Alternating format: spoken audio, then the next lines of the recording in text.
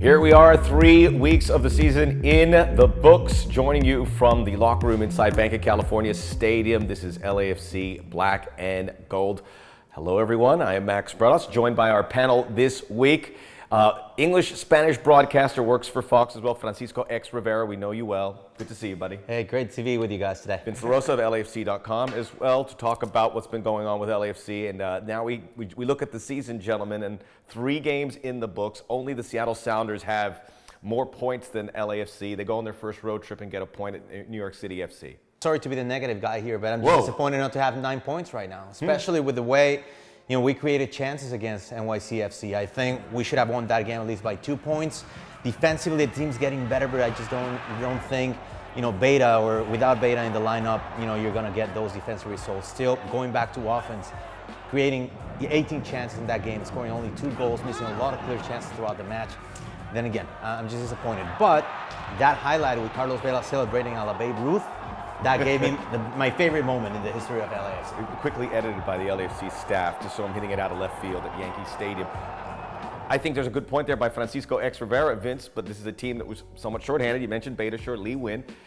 Leave something on the plate, sure, but all in all, how'd you see it? Yeah, man, hammering the guys a little bit. But to be fair, yeah, they were without Beta, and you miss Beta. I mean, he's Mr. Consistent. That's what you always can count on him for. But if I'm going to now take the flip side for you, I think the one thing I would say is the biggest item of the season so far has been resilience. Every time they've been punched in the mouth, punched in the face, they've come back twice down in that match.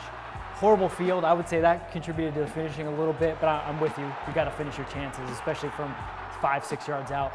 But at least they were able to pull back, pull level. Those are games that we talked about it. Even last game against Portland, those are games that they made lose. Yeah, I think Dio would probably be saying we should have got 3 points. He had that chance at the end, but he can tuck those away, as we saw in week 1 against Sporting Kansas City. So 7 points for LAFC, and now they return home here to Bank of California Stadium. Big game here because after that, it's 2 games on the road. It's also a big game because they're taking on Real Salt Lake. And there have been a lot of bitter defeats, certainly so far for LAFC in the season, and few games they have had, but the most bitter one of the bunch, the playoff loss to Real Salt Lake. Let's look back at it.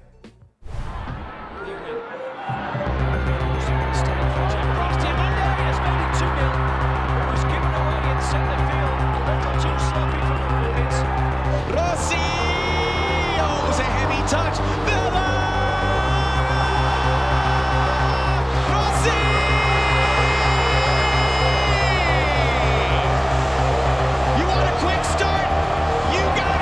LAFC are playoff bound. The Black and Gold have secured a spot in the MLS postseason.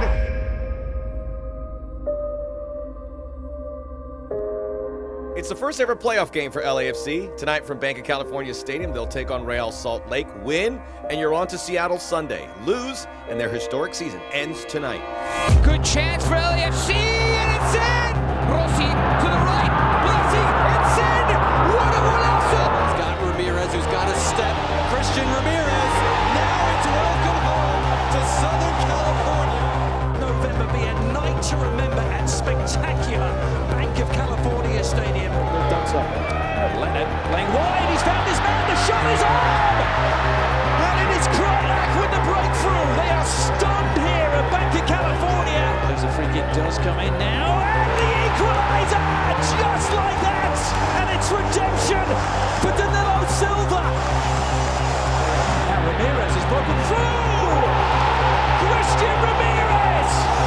Superman strikes again! The shot eventually arriving from another. Oh, what a shot!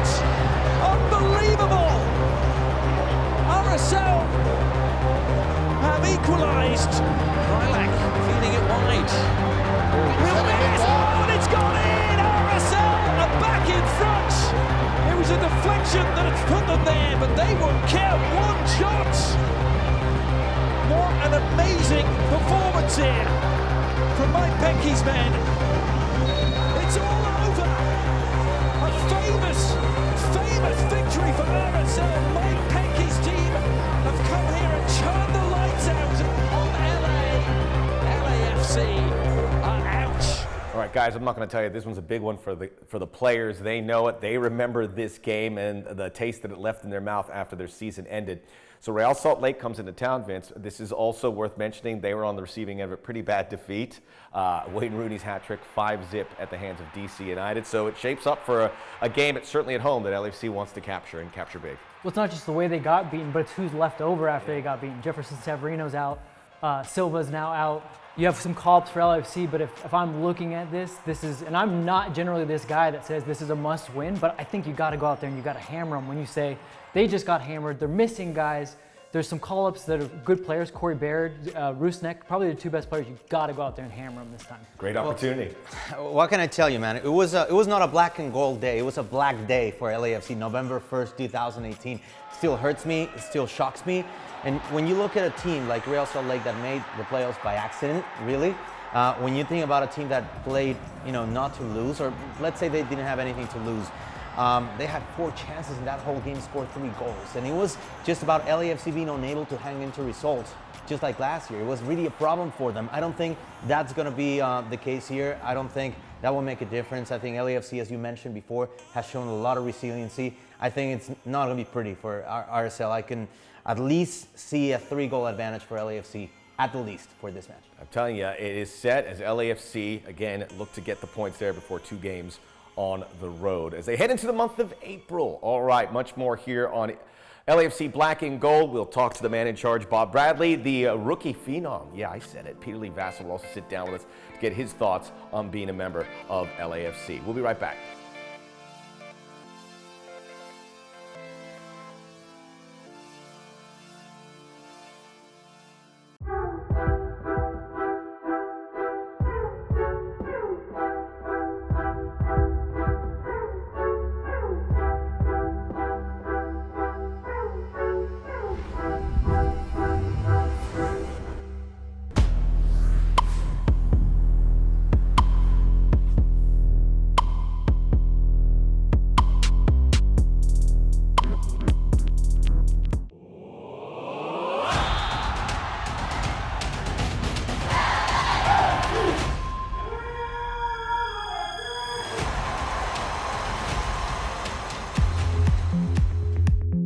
Here we are with Bob Bradley. Bob, we're getting ready for Real Salt Lake. Ahead of that, there's been a situation here where 2 first-year players had a chance to break into the LAFC lineup, Peter-Lee Vassell and now Adrian Perez. How have you seen their development, getting them playing time? How does that help them along their way? I think we've had a number of players come in this year and show that they're capable and improving and picking up ideas. So Peter is a talented young midfielder. In both games he came in and helped us find some good passes, helped us finish games. Adrian, he's shown that he can play as a right-sided attacker, coming in on his left foot. He's got a knack for coming away with certain plays. He can also play as a pure 9, but it's a great story. Adrian playing indoor, yeah. Obviously career at LMU, and now we're excited to work with him. We get ready for Real Salt Lake. When you saw the schedule, obviously the history with this club is going back to last November, ending LAFC's season. Were you happier to see that schedule, that game come in a little sooner in the season, or is that something you like to kick down the road a bit? Salt Lake certainly remains on our minds. It was a poor way to finish the season, a game that we felt we let get away from us. But now we've just got to carry over the good work that we've seen from the beginning of preseason through the first 3 games, and now be ready for a team that'll come in here and try to make it hard for us. Latif Blessing proving to be a very versatile player for you early on in this season. We've seen him in the midfield as a winger. We saw him at right back filling in for Steven at one point. With that versatility and his overall body of work, how have you seen his game grown this season? Latif continues to move himself along in every way. It's incredible that his natural way of moving around the field and his knack for coming away with loose balls, those are things that help no matter where you put him. So great energy. I thought he gave us a really good game in the midfield against NYCFC. Yankee Stadium, the field is tight. The game doesn't always have the kind of flow that we want, but Latif's a ball magnet, so he came up with so many plays. Obviously the one that led directly to Carlos's first goal. He's been asked about his versatility, and he said, I will play anywhere. I could even play at goalie. Could you foresee Latif in between the posts, and do you think he'd be an effective goalkeeper? No, Latif's not going anywhere near the goal, but I think he says that with a smile, because he's someone who just has an incredible way to look at the opportunity, look at life. We always say he's the sunshine every day here at LAFC, so we're excited for him.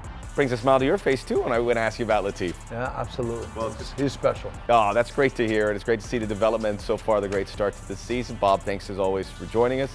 Much more LAFC Black and Gold after this.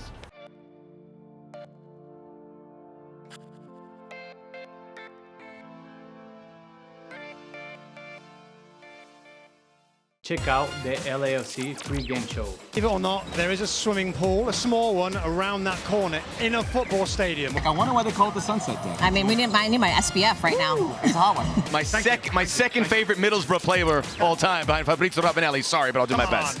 I love your setup here. It's amazing. Thank you. I take all the credit. Yeah. I feel part of the team. I feel part of the staff. YouTube TV, the home for everything LAFC.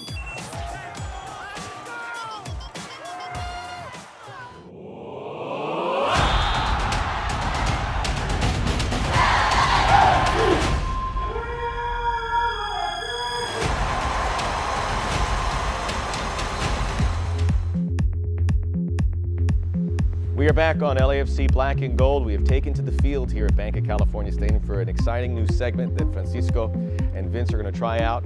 I know what you're thinking at home. Boy, do I make a referee's shirt look good. Everyone, the referees of Pro, you're doing a great job, and you look good in these yellow shirts. You guys are my linesmen. This is a new segment called Onside, Offside. I'm going to make a statement, and if you agree with it, keep your flag down. If you think it's offside, we'll raise your flag. Remember, I'm in charge here. You at home are the fourth official, so enjoy it, although you're going to get a lot of discussions from the coaches. But let's give this a shot. So three statements I'm going to make. You tell me it's onside, offside. Vince, you can go first. My first one is, hey, it's too early to worry about San Jose and Atlanta. You think we should? Yeah, definitely. I mean, San Jose, no. I'll say San Jose, no. We'll give them a pass. I think Almeida has ideas, and I think he needs time. Give him a little time. But Atlanta, yeah, I think all that talk about their formation is definitely justified. When I watch that team and I watch just two midfielders trying to run the center of the park, it's really hard to watch teams just run right through them, especially after they were a team that was so solid defensively, but so quick to counter. Now they've lost both those things. What do you think, Francisco? Offside, my statement. You guys did not like it, so we should worry. Yeah, it is actually too late to worry about San Jose. I mean, so many red flags. How could you not have seen what was going on? First of all, didn't really add a lot of players. Well, yeah, I mean, or any you players bring at all, Matias really. Almeida, you don't bring in the players he wanted. It's like parking a Ferrari in a $100,000 house. Almeida's the Ferrari. With all due respect. Yeah, of Okay, course. all right. I mean, he doesn't have any players. This team still has a blueprint of a guy that was fired halfway through last season. And then my worst concern about San Jose is the language barrier. I mean, Almeida is very adamant about learning the language, but he was a guy that changed the mentality and the culture in Guadalajara, working against a very tough front office, but not being able to be fluent. I think his message is just going to be lost, and it's going to be as powerful, as effective. He has a lot of things to be concerned about.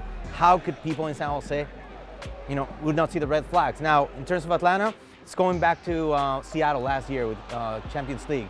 They started pretty roughly, and then they got into the rhythm, and look at that, they finished the season. Finished second, I think. Yeah, exactly. So I think, they worry about, they had to worry about Monterrey. It is what it is. They are done. Now they got to put their focus on the league. I think they're going to do pretty Interesting. well. Yeah. Let me see.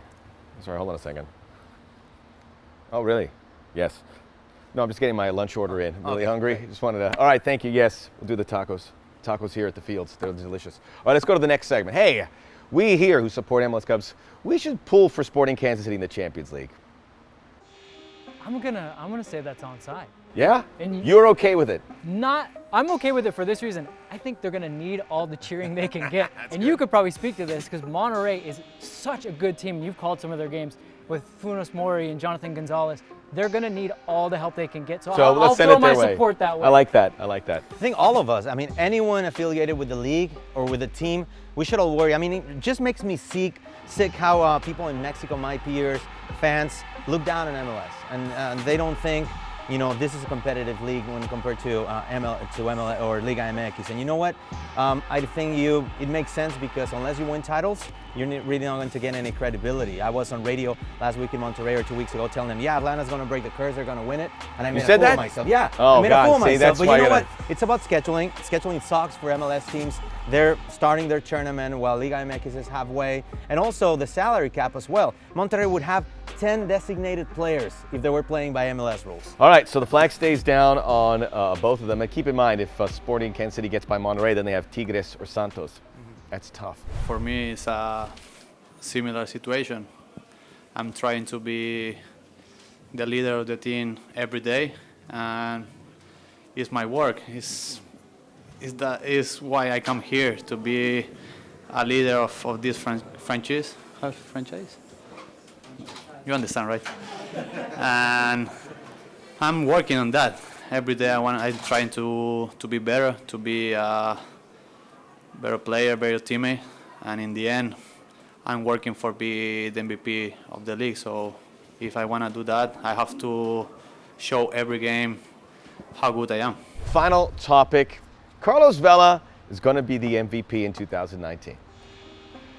I don't think I could keep my job if I raise my flag on that one. No, I'm staying here. Why can't you? I mean, he would have been player of the week this week again had Wayne Rooney not scored a hat trick against an abysmal RSL team playing with 9 men. So he's been the difference, not just in his play, in his stats, but he's been carrying this team. The one thing we said about Carlos last season was, well, where are you when the team needs you most? And for 3 games, he's been there when the team needs him most. Even in that Sporting game, he doesn't get a goal, doesn't get an assist, but he was brilliant in that game. Where's your flag going there, Francisco?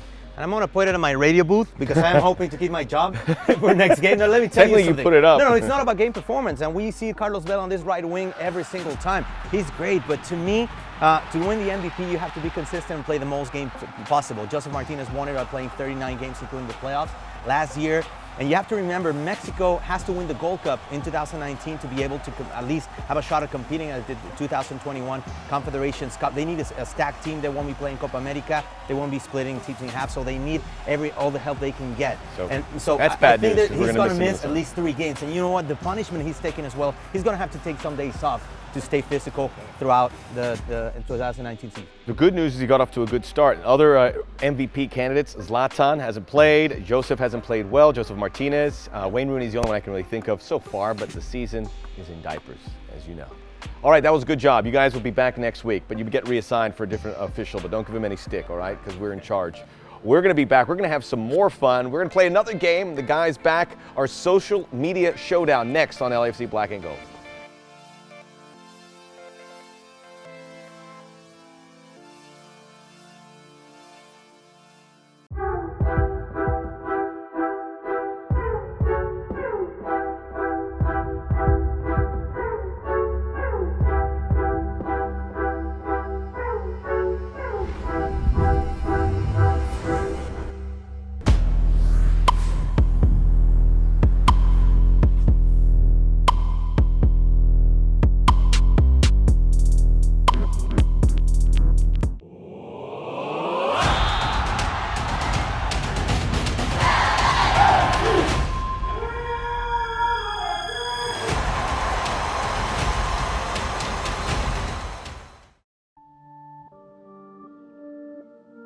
The second round of the 2019 MLS Super Draft, LAFC select the Caribbean Combine MVP midfielder Peter-Lee Vassell.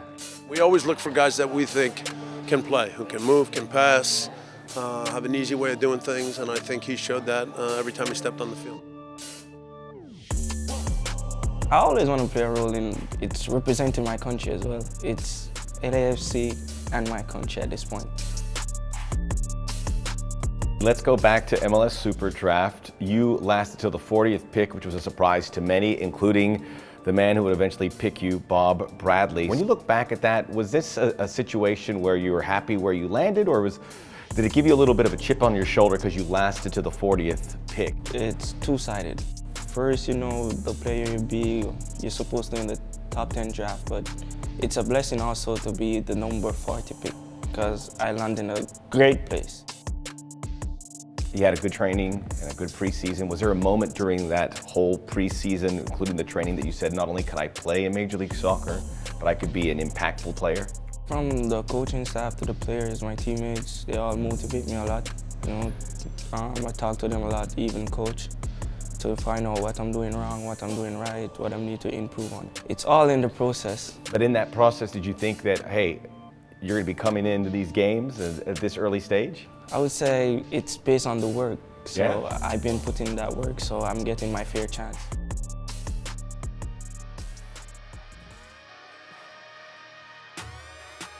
What's it been like being under the tutelage and the guidance of Bob Bradley? It's an honor to really have a coach like Bob Bradley, because like majority of coaches don't speak to their players, you know? So it's an honor to really have a coach, even the staff as LAFC. It's Peter-Lee Vassell who comes on, who was signed directly from Jamaican football when he was playing for Harbourview. You've been able to play in both games here at home. When you look at that, what was it like to get that first game under your belt? Well, it was a great experience for me, you know, knowing you're playing your first debut game. That stadium and that atmosphere, is there anything that can prepare you for that? It's great, like we played Vasil there, so I have a slight idea what it would be like, so I was kind of prepared for that game. Oh, it's a lovely jump by Diamande!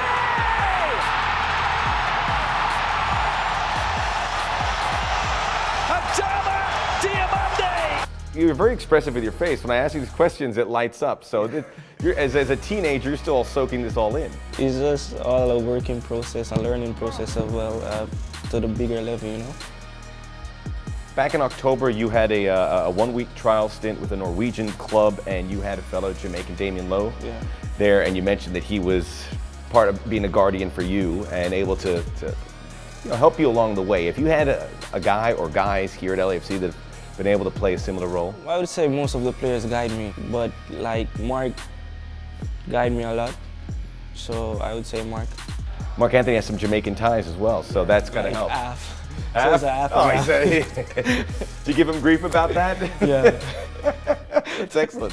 You have two older brothers who played in the Jamaican League. You played there as well at Harbourview, one of the top clubs.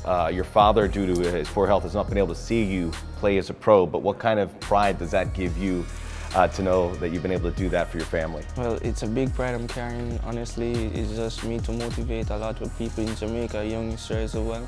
So it's just up to me, and it's based on what I do right now. So I'm proving myself to like 1 million people in Jamaica. We were looking around, and they kept mentioning a nickname. Is it Jackie? Jakey. Jakey? Yeah. Where did that come from? Because it always says Peter-Lee Vassell in a parentheses Jakey. Yeah. I don't remember the show name, but like one of my friends usually say I get that name from a show. Like Okay. a person in a show. TV show that we would all watch, all right. So I can't remember what is the show, but it was from when I was a baby. He started calling me that, but You're gonna have to find this one yeah, out. I need to find it out. All right, but it's stuck. Yeah. Oh, that's great. Hey, Peter, it's great to chat with you, and we look forward to seeing you grow here in the role of LAFC. And you're enjoying Los Angeles? Very much. Much more LAFC Black and Gold when we return.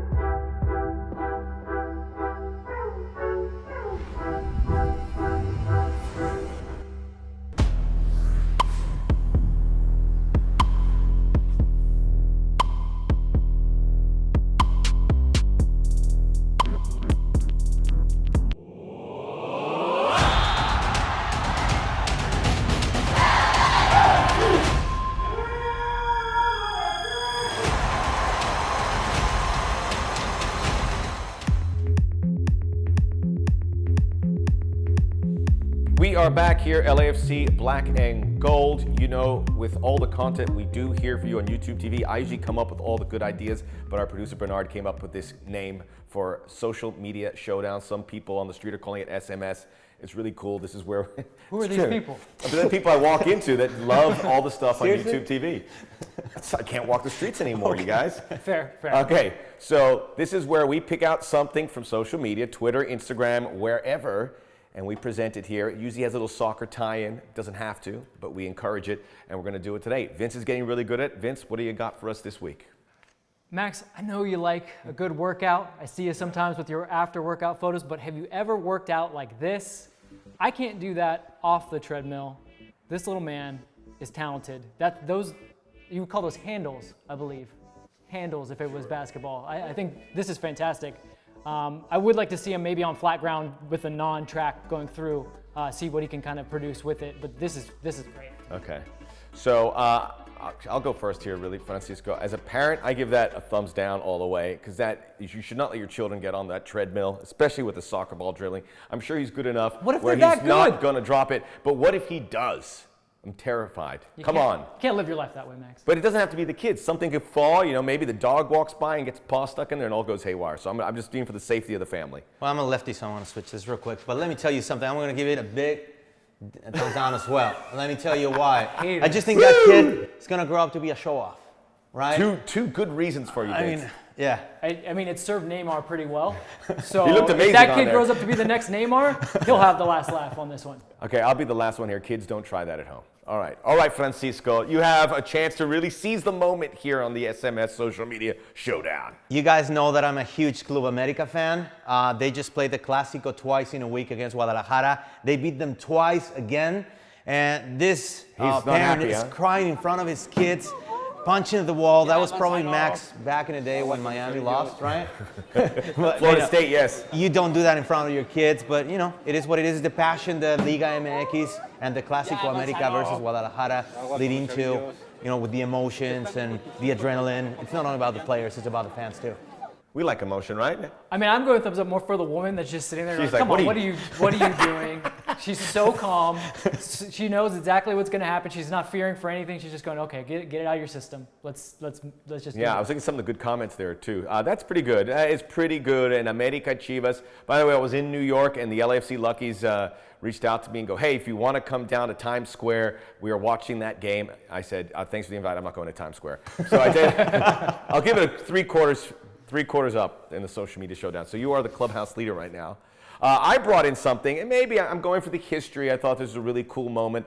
Alphonso Davies, that many thought upon his arrival at Bayern Munich would be set off on to go to a smaller club to find out his bearings in European soccer / football. Well, he's done it here now for Bayern, and not only did he score, but he became the youngest scorer for Bayern Munich in 20 years, back when Roque Santa Cruz. It wasn't a blowout, but he's in there getting games. Miguel Almiron's getting games. This is great for the league, and we love the league. So there we go. Only reason I'm going middle is that goal 5? Yeah, maybe even 6. 5 of 6? 6 of 6? It's 6. Oh, it's 6 of 6. That's the only reason. I mean, it's a little bit of garbage time, but decent finish at least. Yeah, he's got it, man. He's off and running. I will go a quarter down. It's just not funny.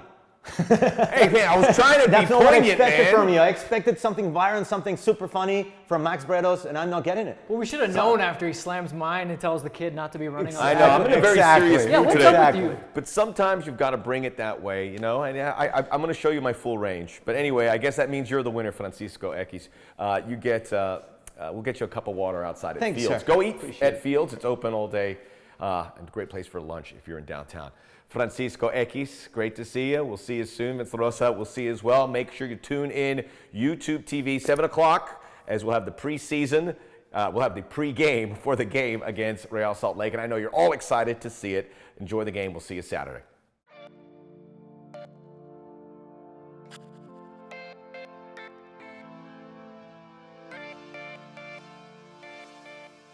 Check out the LAFC pregame show. Believe it or not, there is a swimming pool, a small one, around that corner in a football stadium. I wonder why they call it the Sunset Deck. I mean, I need my SPF right now. It's a hot one. My second favorite Middlesbrough player all time, behind Fabrizio Ravanelli. Sorry, but I'll do my best. I love your setup here. It's amazing. Thank you. I take all the credit. Yeah. I feel part of the team. I feel part of the staff. YouTube TV, the home for everything LAFC.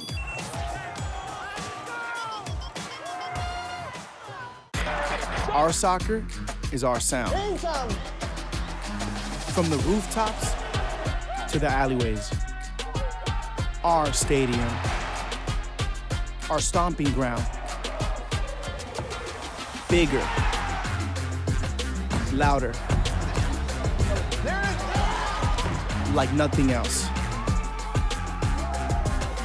Our soccer.